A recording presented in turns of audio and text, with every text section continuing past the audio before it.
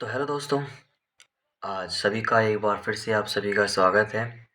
तो जैसा कि आप सबको पता है, कल की क्लास में हम नदी तंत्र को कवर कर रहे थे और नदी तंत्र में हमने ब्रह्मपुत्र नदी तंत्र को जो है वो पूरा कर लिया था, ठीक है। फिर हमारा अगला नदी तंत्र जो है वो चल रहा था सिंधु नदी तंत्र, और इस सिंधु नदी तंत्र में हमने जो है थोड़ी बहुती बातें कर ली थी, ठीक है। सिंधु नदी की बातें हमने कर ली थी। अब हम इसकी सिंधु नदी की सहायक नदियों की बात करेंगे, ठीक है। तो सिंधु नदी की यदि हम सहायक नदियों की बात करें, ठीक है, क्योंकि सिंधु नदी की सहायक नदी या गंगा नदी की सहायक नदी है, ये बहुत पूछी जाती है, ठीक है।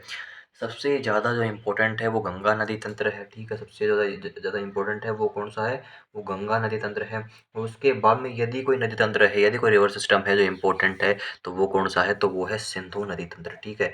ये इस पे 3 बार टिकेंगे, ये सबसे ज़्यादा इम्पोर्टेंट है। तो चलिए, सबसे जो पहली नदी आती है वो आती है झेलम नदी।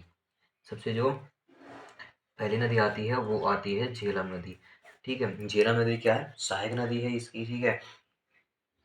सबसे पहले बात करते हैं कि ओरिजिन कहाँ से होता है, इसका उद्गम अगर हम देखें, ठीक है। ओरिजिन ओरिजिन बोले तो उद्गम, ठीक है। इतना तो आप आई थिंक लिख सकते हैं। तो यदि हम ओरिजिन की बात करें कि ओरिजिन कहाँ से होता है, तो जो झेलम नदी है, ठीक है, जो झेलम नदी है, इस झेलम नदी का जो उद्गम है वो जम्मू कश्मीर में पीर पंजाल रेंज है, ठीक है।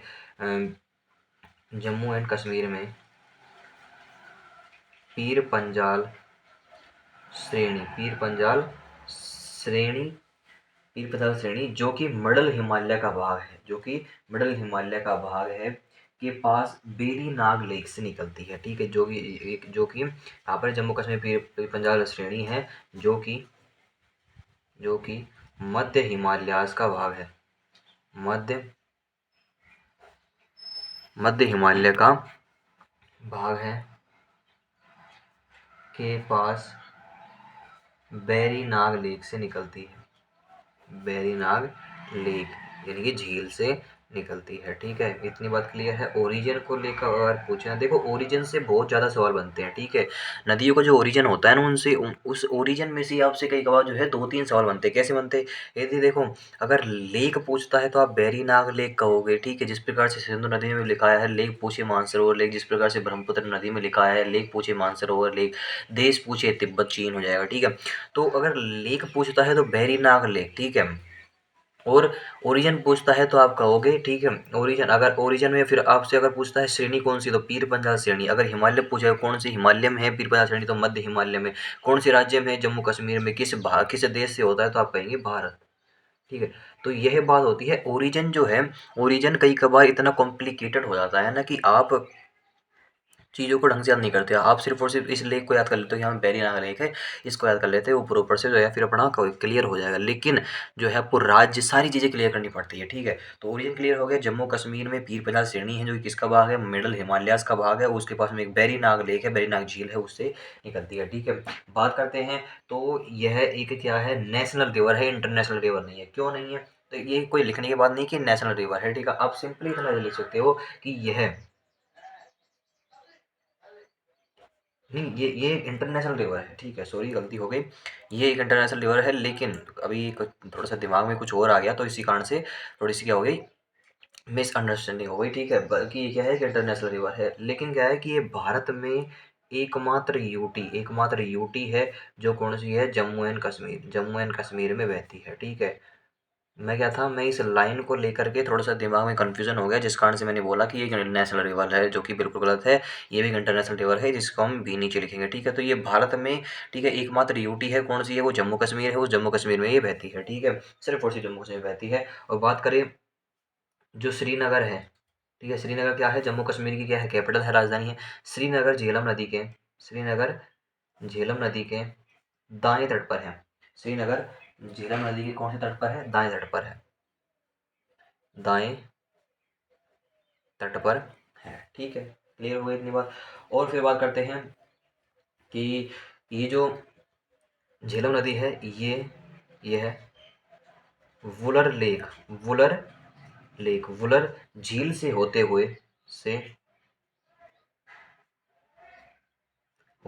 जाती है। कौन सी लेक से, वुलर लेक से होती हुई जाती है, ठीक है। और ये जो वुलर लेक है, ये क्या है, ये पूरे भारत की सबसे बड़ी मीठे पानी की लेक है, ठीक है। तो पूरे भारत की सबसे बड़ी मीठे पानी की लेक है। ठीक है, अगर आप इस प्रकार से नोट्स बनाते हो, यानी कि अगर आप ऐसे लिखते हो ये है वुलर लेक से होती हो जाती है, जो कि पूरे भारत की सबसे बड़ी मीठे पानी की लेक है, या फिर अगर आप मेरी तरह बनाते हो यह है वुलर लेक से होती जाती है, फिर इधर वुलर लेक से एक जो है तीर निकालते हो, क्या लिखते हैं कि ये पूरे भारत की सबसे बड़ी मीठे पानी की लेक है। ठीक है, वुलर लेक को याद रखना है कि ये क्या है, ये पूरे भारत की सबसे बड़ी मीठे पानी की लेक है। ठीक है, बात करते हैं फिर झेलम नदी की। तो झेलम नदी जो है, ठीक है, झेलम नदी भारत और पाकिस्तान की सीमा बनाती है। भारत और पाकिस्तान की क्या बनाती है, सीमा बनाती है। ठीक है, क्लियर है इतनी बात। भारत पाकिस्तान की क्या बनाती है, ये सीमा बनाती है। ठीक है, फिर अगली बात आती है कि यह एक इंटरनेशनल रिवर है, यह एक अंतर्राष्ट्रीय नदी है। क्या है, एक अंतर्राष्ट्रीय नदी है, जो कितने देशों में बहती है, जो दो देशों में बहती है, जो भारत और पाकिस्तान दो दो देशों में बहती है, दो देशों में बहती है। ठीक है, भारत और पाकिस्तान दो देशों में बहती है। ठीक है, बात करते हैं फिर आगे चल के उस फिर जो ये जो नदी है, ये है पाकिस्तान में जाकर चिनाब नदी में मिल जाती है। चिनाब नदी में मिल जाती है। ठीक है, पाकिस्तान में जाती है और पाकिस्तान में जो है चिनाब नदी में मिल जाती है। ठीक है, इतनी बातें क्लियर हुई। तो यानी कि आप ये कह सकते हो कि ये अब नदी, अब मुझे बताएं कि ये नदी किसकी सहायक नदी है। क्या ये सिंधु नदी की सहायक नदी है? तो आप कहेंगे, जिस ये लाइन को देख कर लगता है कि ये सिंधु नदी की सहायक नदी नहीं है, बल्कि ये चिनाब नदी की सहायक नदी है। तो आप क्या कहेंगे, चिनाब नदी की सहायक नदी है। लेकिन हम ये सिंधु नदी की ट्रिब्यूटरी पढ़ रहे हैं, तो इसलिए जो झेलम नदी है ये भी बहुत ही ज़्यादा इंपॉर्टेंट बन जाती है। ठीक है, बाकी झेलम नदी मिल जाती है। अगर इसका पुराना नाम पूछे, अगर इसका प्राचीन नाम पूछे, तो इसका पुराना नाम जो था वो था वितिस्ता नदी, वो था वितिस्ता नदी। ठीक है, वितिस्ता नदी। क्लियर है इतनी बात? और फिर इतनी बातें जो है क्लियर हो चुकी है। ये सब की सब जो बातें हैं ये किसके बारे में है, ये झेलम नदी के बारे में। ठीक है, ओरिजिन जम्मू कश्मीर में पीर पंजाल श्रेणी, जो कि मध्य हिमालय का भाग है, के पास बैरीनाग लेक से निकलती है। भारत की एकमात्र यूटी जम्मू कश्मीर में बहती है। श्रीनगर जो है झेलम नदी के दाएं तट पर है, और यह वुलर लेक से होते जाती है। और जो जो वुलर लेक है ये पूरे भारत की सबसे बड़ी मीठे पानी की लेक है। झेलम नदी भारत पाकिस्तान की सीमा बनाती है और एक अंतर्राष्ट्रीय नदी है, जो भारत और पाकिस्तान दो देशों में बहती है। यह पाकिस्तान में जाकर चिनाब नदी में मिल जाती है, और इसका पूरा नाम होता है वितिस्ता नदी है। ठीक है, इतनी बात क्लियर है इस नदी को लेकर के। ठीक है, रिवीजन भी साथ साथ में करते हुए चलना है। ठीक है, जिस प्रकार से जब जब मैं बोलूँ वो चीज़ों को रिवाइज कर लिया करो। ठीक है, अगली जो नदी आती है सिंधु नदी की सहायक नदी, वो आती है चिनाब रिवर। वो कौन सी आती है? वो आती है चिनाब नदी। चिनाब नदी। अब इस चिनाब नदी की बात करें, ठीक है, तो इसका जो उद्गम होता है ना, वो दो नदियों से इसका उद्गम होता है। कितनी नदियों से? दो नदियों से इसका उद्गम होता है। सबसे पहले हम बात करते हैं इसके ओरिजिन की। ठीक है, तो ओरिजिन में आप लिखेंगे जो चिनाब नदी है, यानी कि यह हिमाचल प्रदेश में, यह हिमाचल प्रदेश में दो नदियों, हिमाचल प्रदेश में दो नदियों चंद्रा व भागा, चंद्रा व भागा के मिलने से बनती है। चंद्रा व भागा के मिलने से बनती है। ठीक है, और इसीलिए इसे चंद्रभागा नदी भी कहा जाता है। चंद्रभागा नदी भी कहा जाता है। ठीक है, क्लियर इतनी बात? तो क्या कहा मैंने, इसका जो ओरिजिन है ना, ये देखो, ये बड़ा ही विचित्र है, विचित्र एक तरीके से। ठीक है, अच्छा भी है। जैसे कि देखो, ये जो है, अगर आपको पता हो, ठीक है, ये जो है ये अपने भारत का मैप है। ठीक है, और जो इधर पड़ता है क्या, हिमाचल प्रदेश। ठीक है, तो हिमाचल प्रदेश में एक नदी निकलती है ऐसे, और एक नदी निकलती है ऐसे। मान लीजिए ये जो नदी है ये है चंद्रा और ये है भागा, फिर हिमाचल प्रदेश में मिल जाती हैं, हिमाचल प्रदेश में ही मिल जाती है, और फिर यहाँ से एक नदी निकलती है जिसे बोलते हैं चिनाब नदी। इसका जो अन्य नाम क्या है, वो है चंद्रभागा नदी भी इसे कहा जाता है। क्यों कहा जाता है? क्योंकि चंद्रा और भागा के मिलने से बन रही है, इसलिए इसे चंद्रभागा नदी भी कहा जाता है। ठीक है, कहाँ पर है ये? हिमाचल प्रदेश में 2 नदियाँ मिलती है, चंद्रा व भागा, ठीक है? कहाँ को क्लियर हो गया इतना ओरिजिन, ठीक है? बात करें कहाँ पर बहती है, तो ये भारत के एक स्टेट हिमाचल प्रदेश में बहती है, ये तो पता चल रहा है, ठीक है? ये है भारत के एक स्टेट हिमाचल प्रदेश और एक यूटी, एक तो हिमाचल प्रदेश राज्य हो गया और एक यूटी जो है वो कौन सी हो जाएगी, जम्मू एंड कश्मीर में बहती है, जम्मू एंड कश्मीर में बहती है, ठीक है? अगर राज्य पूछे कि ऐसे पूछ लेगा चिनाब नदी कितने राज्यों से होकर बहती है, तो आप कहेंगे एक, एक राज्यों से बहती है। अगर पूछे जम्मू जो चिनाब नदी है ये कितने यूटीज से होकर बहती है, तो आप कहेंगे एक, कौन सी, जम्मू और कश्मीर, ठीक है? बात करते हैं ये भी क्या है, यह भी एक, ठीक है, शॉर्ट में लिख रहा हूँ, इंटरनेशनल रिवर है जो भारत और पाकिस्तान में बहती है, भारत और पाकिस्तान में बहती है, ठीक है? क्या है, ये भी एक है अंतर्राष्ट्रीय नदी है जो भारत और पाकिस्तान में बहती है। बात करते हैं यह है पाकिस्तान में, यह है पाकिस्तान में, पाकिस्तान के, यह है पाकिस्तान के मिठानकोट, पाकिस्तान की जगह क्या नाम है, वो है मिठानकोट। तो उस मिठानकोट में जाकर, मिठानकोट में सिंधु नदी में मिल जाती है, सिंधु नदी में मिल जाती है, ठीक है, मिल जाती है। तो ये किसकी सहायक नदी है, तो ये सिंधु नदी की सहायक नदी है। और सिंधु नदी में कहाँ मिलती है, तो पाकिस्तान का एक इलाका है, एक क्षेत्र है जिसका नाम है मिठानकोट, तो उस मिठानकोट में जाकर के सिंधु नदी में मिल जाती है, ठीक है? फिर बात करते हैं कि यह सिंधु नदी की सबसे लंबी सहायक नदी है, सबसे लंबी सहायक नदी है, ठीक है? यह सिंधु नदी की क्या है, सबसे लंबी सहायक नदी है, ठीक है? बात करें इसका पुराना नाम क्या था, इसका प्राचीन नाम क्या था, तो इसका प्राचीन नाम था, वो था अस्किनी, वो था अस्किनी, पुराना नाम क्या था इसका, अस्किनी था, ठीक है? फिर बात करते हैं अगर देखो, अगर जो इसका ओरिजिन है, ओरिजिन तो वैसे इसका जो है वो 2 नदियों से मिलकर के बनता है, लेकिन फिर भी अगर चिनाब नदी का अगर ओरिजिन इनमें से अगर न दिया हो, ठीक है, ये अगर न दिया हो, तो फिर आपको क्या लिखना है, आपको लिखना है बाड़ा लाचला पास, बाड़ा लाचला दर्रे के पास से, ठीक है? ये तो बड़ा लाचला दर्रा दे देगा या बड़ा लाचला दर्रे के पास से इसका जो उद्गम है, इसका चिन्हाम नदी का जो उद्गम है वो होता है, ठीक है? तो चिन्हाम नदी क्लियर हो चुकी है, कहाँ से निकलती है, कहाँ पर बहती है, कितने राज्यों में बहती है, हिमाचल प्रदेश में बहती है, और कहाँ पर बहती है, जम्मू कश्मीर में बहती है, सिंधु नदी की सबसे लंबी सहायक नदी है। फिर बात करती है हमने इस पाकिस्तान के पठानकोट में जाकर के ये कहाँ पर मिल जाती है, सिंधु नदी में मिल जाती है। फिर हमने बात की थी क्या, कि इसका पुराना नाम जो था वो अस्किनी था, और ठीक है, ये चीज़ें क्लियर हो चुकी है। फिर जो अगली नदी आती है ना, वो आती है सिंधु नदी की सहायक नदी, वो आती है रावी नदी, रावी नदी।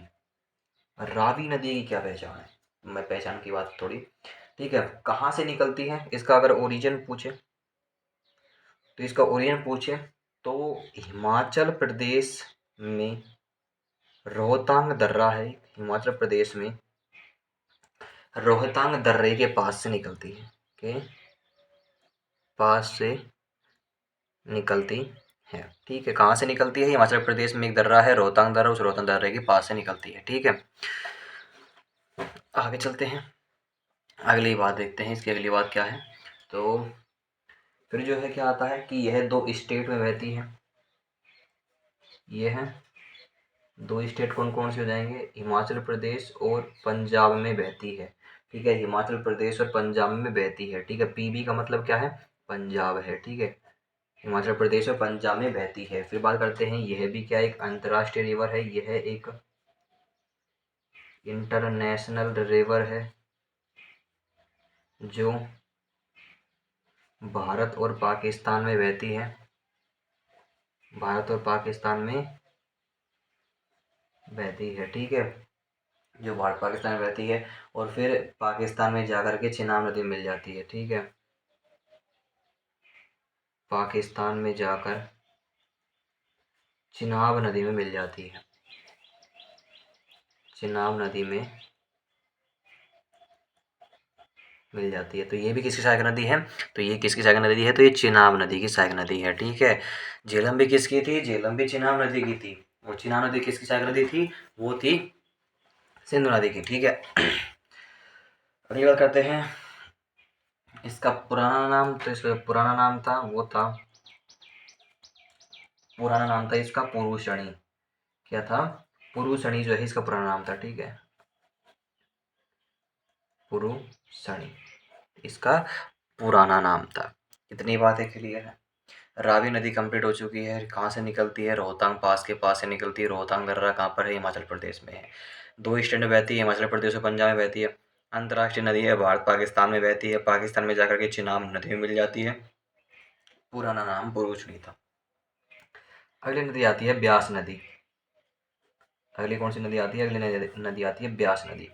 ब्यास नदी की बात करें, ठीक है, ओरिजिन की बात करें, इसका उद्गम कहाँ से होता है? तो आप लिखेंगे कि व्यास नदी का उद्गम हिमाचल प्रदेश में रोहतांग दर्रा, रोहतांग दर्रे के नज़दीक, रोहतांग दर्रे के नज़दीक व्यास कुंड से होता है। व्यास कुंड से निकलती है। कहाँ से निकलती है? कहाँ से इसका ओरिजिन होता है? तो आप कहेंगे हिमाचल प्रदेश में एक दर्रा है रोहतांग दर्रा, उसके नज़दीक में एक व्यास कुंड है, वहाँ से ये निकलती है, ठीक है। 2 स्टेट में बहती है। यह है 2 राज्यों, कौन कौन से हो जाएंगे? हिमाचल प्रदेश और पंजाब में बहती है। हिमाचल प्रदेश और पंजाब में बहती है।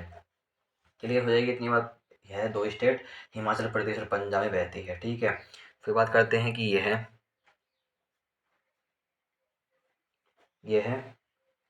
पंजाब के, पंजाब का एक स्थान है कपूरथला।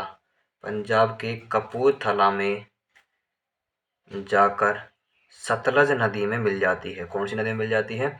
सतलज नदी में मिल जाती है। तो ये किसकी सहायक नदी है? तो ये है सतलज नदी की सहायक नदी है, ठीक है।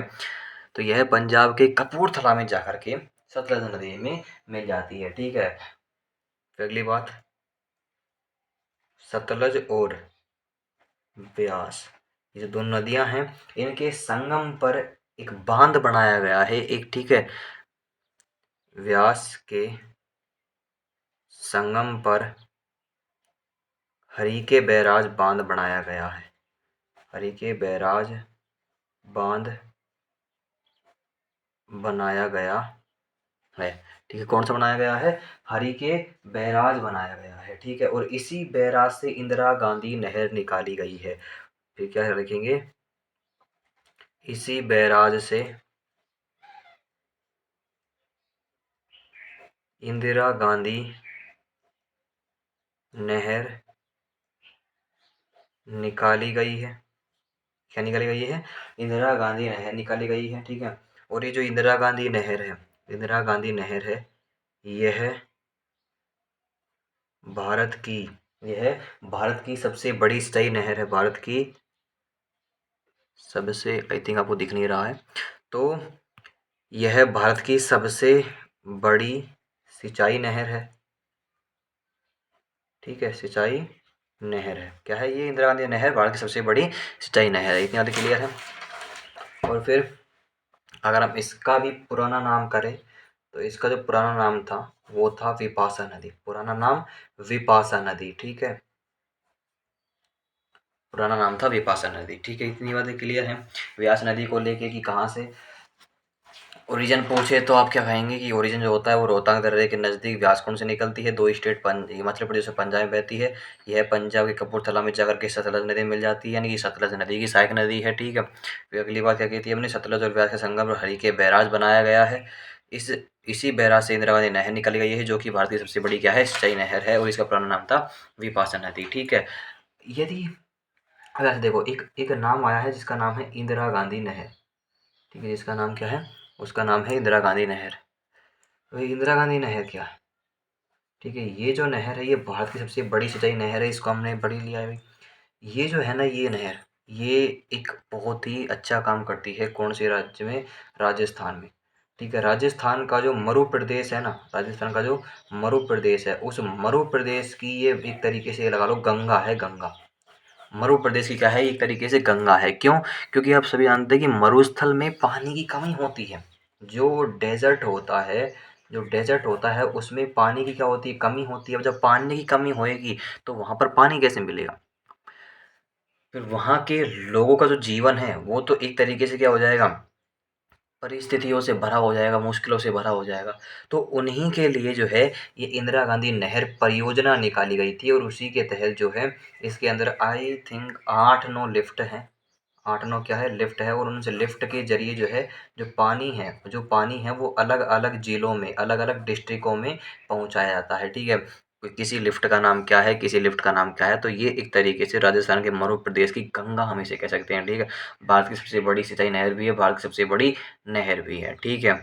पहले इसका नाम राजस्थान नहर था। पहले जो इसका नाम था जो इसका प्राचीन नाम था वो था क्या था, राजस्थान नहर। राजस्थान नहर ये क्या था इसका प्राचीन नाम। फिर जो है बाद में इसका नाम बदल करके इंदिरा गांधी नहर कर दिया गया था, ठीक है। इंदिरा गांधी की आई थिंक मृत्यु के बाद में किया गया था इंदिरा गांधी नहर। तो प्राचीन नाम क्या था, राजस्थान नहर था, ठीक है। चलिए, तो व्यास नदी भी क्लियर हो चुकी है। अगली जो नदी आती है वो आती है सतलज नदी। अगली जो नदी आती है वो आती है सतलज नदी। वैसे तो इसका नाम सतलुज है लेकिन इसे सतलज ही कहा जाता है। बहुत सारे मैंने देखे हैं जो जो इसका जो उच्चारण है वो सतलज ही करते हैं, लेकिन जो इसका वास्तविक जो उच्चारण है, सही जो उच्चारण है वो है सतलज नदी, ठीक है। तो बात करते हैं इसके ओरिजिन की। अब इसका जो ओरिजिन है ना वो भारत से बाहर होता है। ओरिजिन होता है तिब्बत में। तिब्बत में राकस्ताल लेक है एक, राकस्ताल लेक से, ठीक है। कहाँ से होता है, तिब्बत में राकस्ताल लेक से होता है, ठीक है। बात करते हैं, यह भारत में शिपकिला दर्रे से प्रवेश करती है। यह भारत में शिपकिला दर्रे से प्रवेश करती है, ठीक है। कौन से दर्रे से प्रवेश करती है, शिपकिला दर्रे से प्रवेश करती है, ठीक है। फिर यह भारत के दो स्टेट, यह दो स्टेट दो स्टेट कौन कौन से जाएंगे, हिमाचल प्रदेश, पंजाब में बहती है हिमाचल प्रदेश, और पंजाब में बहती है, ठीक है। पंजाब में बहती है। इतनी बातें क्लियर है। अगली बात पर आते हैं। यह भी एक इंटरनेशनल रिवर है। यह भी क्या है, एक इंटरनेशनल रिवर है। अगर इंटरनेशनल रिवर है तो देशों में बहेगी, जो कि तीन देशों तिब्बत, भारत और पाकिस्तान में बहती है। जो कि तिब्बत, भारत और पाकिस्तान में बहती है, ठीक है। इतनी बातें क्लियर हैं। क्या कहा अभी अभी तक हमने, क्या पढ़ा, तिब्बत में राजस्थान लेक से इसका ओरिजिन होता है, भारत में शिप्रा दर्रे से प्रवेश करती है, भारत के दो स्टेट हिमाचल प्रदेश और पंजाब में बहती है, इंटरनेशनल रिवर है जो कि तीन देशों तिब्बत, भारत और पाकिस्तान में बहती है, ठीक है। अगली बात पर आते हैं। अगली बात है कि ये पाकिस्तान में जाकर के चिनाब नदी में मिल जाती है। पाकिस्तान में जाकर चिनाब नदी में मिल जाती है, चिनाब नदी में मिल जाती है, ठीक है। इतनी बातें क्लियर है। अगर इसका पुराना नाम पूछे, अगर इसका पुराना नाम पूछे तो आप कहेंगे शतुद्री जो है वो इसका पुराना नाम था, शतुद्री। इसका पुराना नाम क्या था, वो था शतुद्री, ठीक है। तो अभी तक जो है हमने सिंधु नदी की सभी सहायक नदियों को कवर कर लिया है, जिसमें हमने कौन कौन सी नदी को पढ़ा, जिसमें हमने चिनाब नदी को पढ़ा, जिसमें हमने झेलम नदी को पढ़ा, फिर हमने रावी नदी को पढ़ा, फिर हमने व्यास नदी को पढ़ा, फिर हमने सतलुज नदी को पढ़ा। तो ये सारी नदियाँ क्लियर हो चुकी है, ठीक है। अब सिंधु नदी से संबंधित एक समझौता आता है जिसे बोलते हैं सिंधु नदी जल समझौता, जिसे हम बोलते हैं क्या, सिंधु नदी जल समझौता। एक ट्रीटी हुई थी, ठीक है, भारत और पाकिस्तान के बीच में, भारत और पाक के बीच में जो है एक ट्रीटी साइन हुई थी, जल समझौता साइन हुआ था, ठीक है। मध्यस्थता किसकी थी, यानी कि मध्यस्थता किसकी थी, यानी कि किसकी देखरेख में जो है ये ट्रीटी साइन हुई थी, भारत पाकिस्तान के बीच में हुई थी। किसकी देखरेख में हुई थी, तो जो है वर्ल्ड बैंक, ठीक है। कोई मतलब एक व्यक्ति नहीं था, वर्ल्ड बैंक जो है कुछ इसके मुख्य मुख्य सदस्य जो थे वो जो है इसकी मध्यस्थता करने के लिए आए थे। और इस वर्ल्ड बैंक के जो इस समय जो अध्यक्ष थे, ठीक है, यानी कि जो इस मध्यस्थता के लिए आए, जो इस समय इनके अध्यक्ष बन के आए थे, वो आए थे रॉबर्ट ब्लैक। वो आए थे रॉबर्ट ब्लैक, ठीक है। अब और भारत की तरफ से कौन गए थे? पंडित जवाहरलाल नेहरू। पंडित जवाहरलाल नेहरू जी गए थे, पंडित जवाहरलाल नेहरू। और पाकिस्तान की तरफ से आया था अयूब खान। कौन आया था? अयूब खान। तो इसमें क्या हुआ था? इसमें क्या हुआ था कि इस समझौते में हुआ था कि फिक्स हो गया था कि हाँ भाई, इतना जल का उपयोग भारत करेगा, इतने जल का उपयोग पाकिस्तान करेगा। तो कितना जल था वो? तो 3 नदियाँ आती हैं। सिंधु नदी एक आती है, फिर एक आती है झेलम नदी, फिर आती है एक झेलम नदी, और फिर एक आती है चिनाब नदी। एक आती है चिनाब नदी। अब चिनाब नदी के 80% जल का यूज़, 80% जल का उपयोग जो है वो कौन करेगा? वो पाकिस्तान करेगा। वो कौन करेगा? पाकिस्तान करेगा, ठीक है। और फिर इन्हीं नदियों के 20% जल का उपयोग, 20% जल का यूज़ कौन करेगा? वो भारत करेगा, ठीक है। ये 3 नदियाँ फिक्स कर दी कि सिंधु, झेलम, चिनाब जो है ना, इसकी इनकी 80% जल का उपयोग तो पाकिस्तान करेगा और बचे हुए 20% का उपयोग भारत करेगा, ठीक है। बची 3 नदियाँ कौन कौन सी हैं? रावी, व्यास और सतलुज। रावी, व्यास और सतलुज। अब इनके जो था, इनके 80% जल का यूज़, 80% जल का यूज़ कौन करेगा? भारत करेगा। कौन करेगा? भारत करेगा। और बचे हुए 20% जल का यूज़ कौन करेगा? वो पाकिस्तान करेगा। वो पाकिस्तान करेगा। 3-3 नदियाँ फिक्स कर दी भैया। 3 नदियों से तुमको 80% मिलेगा और बची हुई 3 नदियों से भारत को 80% मिलेगा। पहले की जो 3 नदियाँ हैं उनसे 20% भारत को मिलेगा और जो बाद की जो 3 नदियाँ हैं उनसे 20% पाकिस्तान को मिलेगा, ठीक है। यहाँ पर जो है एक एडवांटेज भारत को है, क्योंकि ये सारी नदियाँ जो है ना, ये भारत से होकर के पाकिस्तान में जाती है, ठीक है। तो यदि भारत चाहे ना तो पाकिस्तान में बाढ़ ला सकता है, लेकिन भारत ऐसा करेगा नहीं, ठीक है। क्योंकि मान लीजिए कोई भी एक डैम है, डैम बना हुआ है, उस डैम को खोल दिया अच्छे तरीके से, पानी एकदम से पाकिस्तान में आएगा और फिर पाकिस्तान में बाढ़ आने की संभावना भी हो जाती है, ठीक है। ये जो हमने 5 नदियाँ पढ़ी, झेलम, चिनाब, झेलम, चिनाब, रावी, व्यास, सतलुज, ठीक है। इन नदियों को जो है पंचनद बोला जाता है। इनको क्या बोला जाता है? इनको पंचनद बोला जाता है। पंचनद बोला जाता है, ठीक है। कौन कौन सी नदियाँ हैं पंचनद के अंतर्गत? तो आपका ये झेलम है, चिनाब है, रावी है, व्यास है, सतलुज है। इनको पंचनद बोला जाता है, ठीक है।